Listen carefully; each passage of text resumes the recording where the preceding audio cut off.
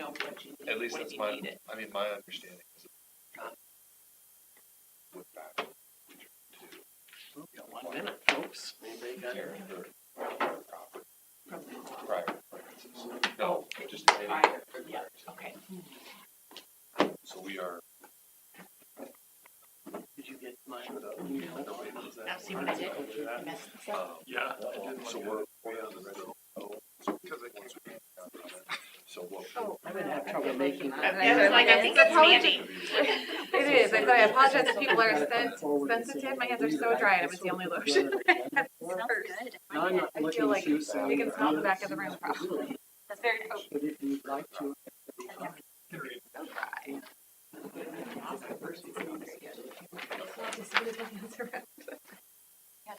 So you have to reach in past. Interesting mouse. And I just get it here. The blue pen? I noticed. Well, I'm gonna try and start again. I do. I got a whole package You know, of that's to us. I think, but it's Nobody's touched it. Oh, Oh, it's 6 o'clock. Okay, it's 6 o'clock, and we're going to bring our January 22nd meeting to order, and we're going to begin with roll call, please. Sarchet? Here. Savage? Here. Walters? Here. Vogel? Here. Otis? Here. And then we'll ask for someone to make a motion and second and approve the agenda, please.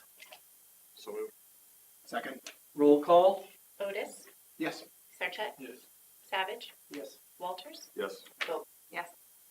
So the next item is item number 4. This is the public comment time. This is the time and place for comments for any item other than those that are a public hearing. Did we get any cards, Jenny? No, sir. So if you didn't get a chance to fill out a card, that's fine. We're going to invite you to come forward anyway. So is there anyone who wants to speak at this time? Sure, come ahead. Please identify yourself and address and all that. Sounds good. Trent Smith, address is 1360 Northwest 121st Street, Clive, Iowa. I'm the civil engineer on the Home State Bank project. That's a business item tonight. And I know we had some discussion at the last council meeting and an extended discussion as to what happened on our project at P&Z. But I just want to reiterate on behalf of McClure and Home State Bank and J Corp that we just apologize. We're even an agenda item tonight. We wish this project had a smoother landing than it did.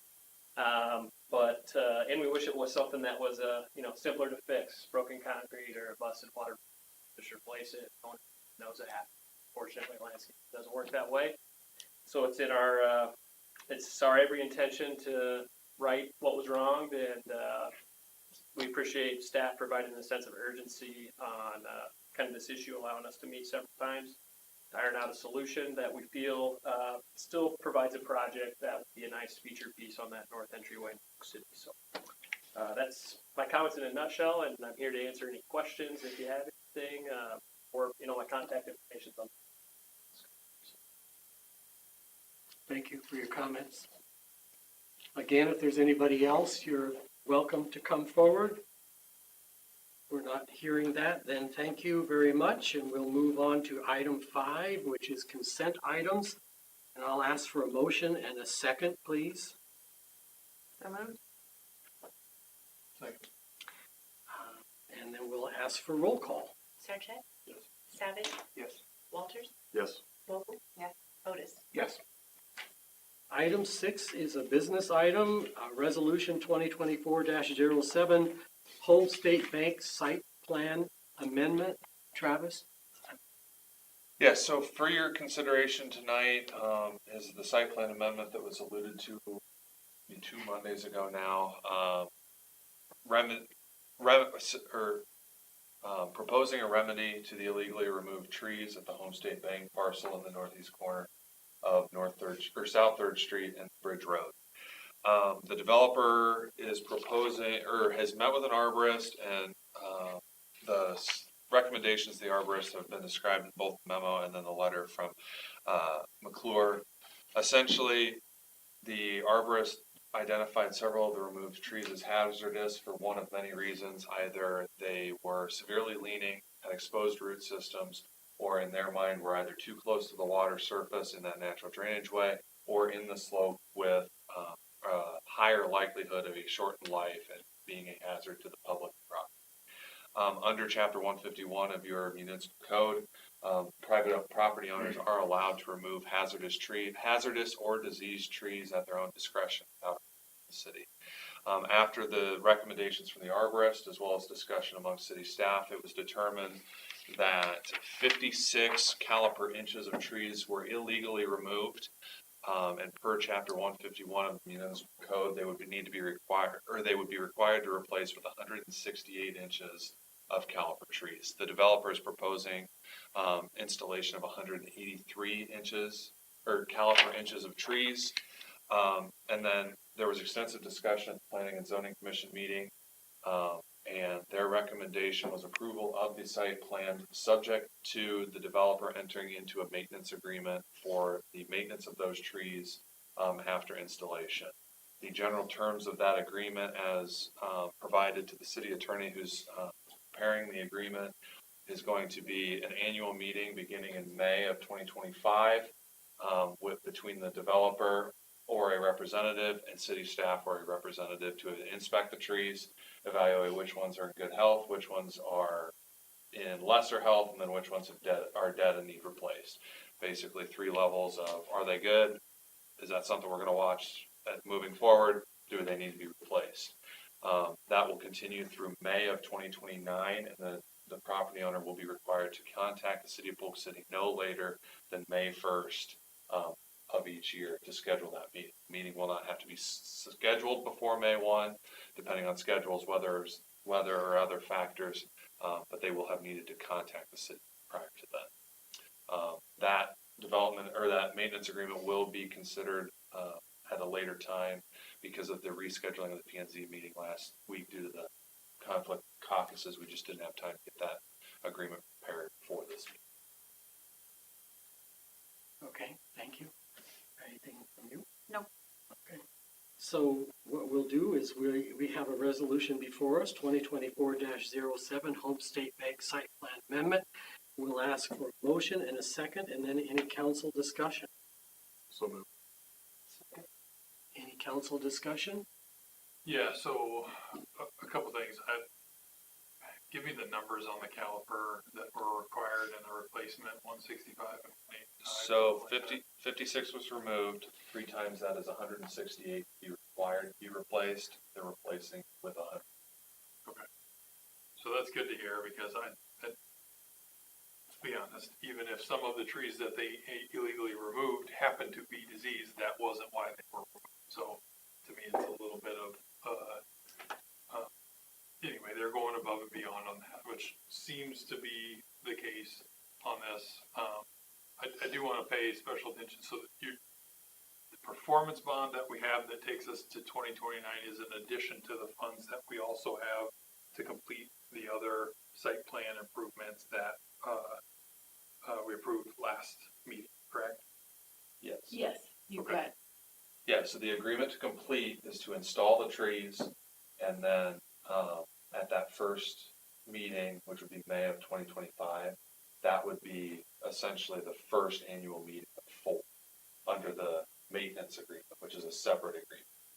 Right, but that's separate than the funds that we. Correct. And I want to point that out because that came out of the conversation, at least seemingly did from watching the P&Z meeting as suggested by the neighborhood. So the only thing that I would ask, and Eric had sent an email about, I think there's genuine remorse that this happened, and appreciate what they're trying to do. If, to me, in my opinion, the best step would be to meet with the owners in that neighborhood if they haven't done that. So I'll pass that along to Eric Watson or whomever from Home State Bank. I think that would be a nice gesture. It feels like we're on the right path here. It's tough to look at the picture that's in here because even with the caliper replacement, it's tough to imagine that replacing what was there when it's full. And so, but given a less than ideal situation, it does seem to be genuine to make it as much better as possible. So appreciate that, and again, conversation with neighbors. I performance bond is a good idea, something maybe can create a little more broad. Anything from any other council members? Then let's go ahead and ask for roll call then. Savage. Yes. Walters. Yes. Vogel. Yes. Otis. Yes. Sarchet. Yes. Moving on to item number 7, is there anything from staff? I don't think we've ever moved on to item number 7 this quickly before. Anything from staff? How about from the city manager? Nope, nothing, thank you. Anything from council? I have a couple items, Mr. Mayor, real quick. First off, I'd like to welcome Tim McCann and Gail Turner to the Parks Commission. Officially like to welcome them. Wanted to recognize our Parks and Rec successful programs that we had in 23. Obviously, worked on the Fall Festival and Four Seasons, but obviously we had a really good turnout with the movies in the park like we usually do, yoga in the park, and as well as our normal youth and adult program, so I wanted to recognize that. Lastly, I'd like to recognize our fire department and all the accomplishments that you had in 23. Wanted to call out, I think a lot of these should have recognition. All the certifications and recertifications that the staff did, being able to do a lot of grant work, I thought that was very well received for the city. Obviously, we finished the remodel, so it's all complete. Yeah, okay. We'll say it's all complete. And then, Tables there. tables there. I could keep going on, but I think it's important the fire department does participate in a lot of outreach activities throughout our community. So I want to recognize that. Thank you. That's all I had, Mr. Mayor. Anybody else? I want to go ahead and thank the Public Works staff for a couple of rough weeks of snow removal. I think they've done a fantastic job, and thanks, guys.